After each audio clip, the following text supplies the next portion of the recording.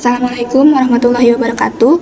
Nama saya Rizky Putri Zahrani dengan NPM 2506628251. Di sini saya akan mempresentasikan jurnal ilmiah saya tentang inflasi.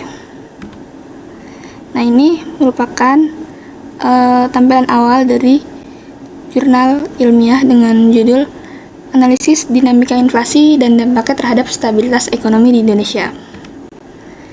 Dengan di sini abstraknya, penelitian ini membahas dinamika inflasi di Indonesia dan bagaimana inflasi memengaruhi stabilitas ekonomi, daya beli masyarakat, serta kinerja dunia usaha.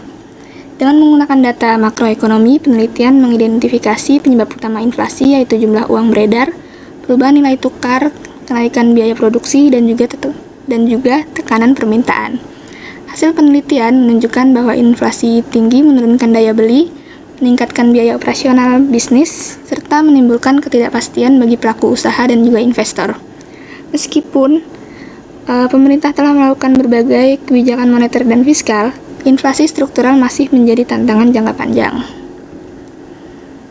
Lalu bagian yang kedua, introduction. Inflasi merupakan indikator penting yang menentukan stabilitas ekonomi Indonesia.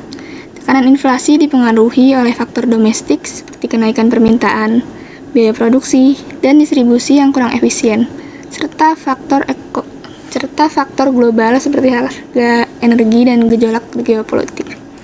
Dampaknya terlihat pada penurunan daya beli masyarakat dan meningkatnya ketidakpastian bagi dunia usaha. Meskipun inflasi moderat masih dianggap sehat, inflasi tinggi dapat mengganggu aktivitas ekonomi. Pemerintah dan Bank Indonesia telah melakukan berbagai kebijakan pengendalian, namun tantangan inflasi struktural masih berlanjut. Penelitian ini menganalisis penyebab, dampak, serta efektivitas kebijakan untuk mewujudkan stabilitas harga jangka panjang. Lalu, bagian selanjutnya, literatur review. Inflasi merupakan kenaikan harga barang dan jasa secara umum dan berkelanjutan dan telah menjadi fokus utama dalam kajian ekonomi makro karena dampaknya yang luas terhadap perekonomian. Literatur ekonomi mengelompokkan inflasi ke dalam beberapa jenis utama, yaitu inflasi tarikan permintaan atau demand pull, inflasi desakan biaya atau cost push, inflasi struktural, dan juga inflasi impor atau imported inflation. Masing-masing jenis inflasi memiliki karakteristik dan sumber pemicu yang berbeda. Inflasi tarikan permintaan terjadi ketika permintaan agregat meningkat lebih cepat dibandingkan kemampuan produksi nasional, misalnya pada masa pertumbuhan ekonomi atau peningkatan konsumsi masyarakat. Sementara itu, inflasi desakan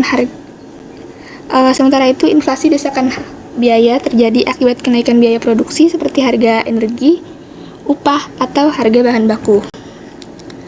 Lalu selanjutnya, metode. Penelitian ini menggunakan pendekatan deskriptif, kualitatif untuk menganalisis dinamika inflasi di Indonesia dengan memanfaatkan data sekunder dari lembaga nasional seperti BPS, Bank Indonesia, dan Kementerian Keuangan, serta institusi internasional seperti IMF dan juga World Bank.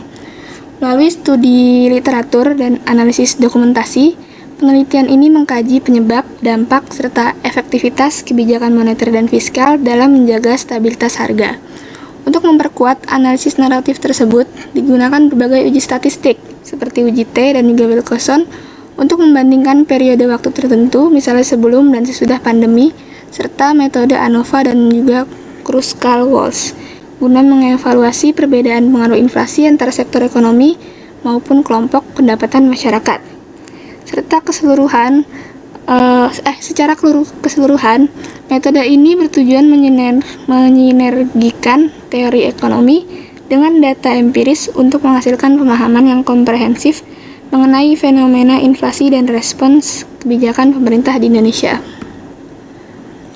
Lalu, bagian selanjutnya, findings and discussion.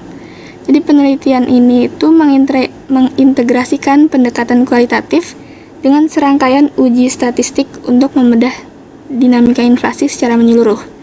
Penggunaan uji T, uji Z, dan Wilcoxon memungkinkan penelitian membuktikan secara nyata perbedaan kondisi ekonomi pada periode tertentu, seperti perbandingan daya beli masyarakat sebelum dan sesudah tekanan inflasi global.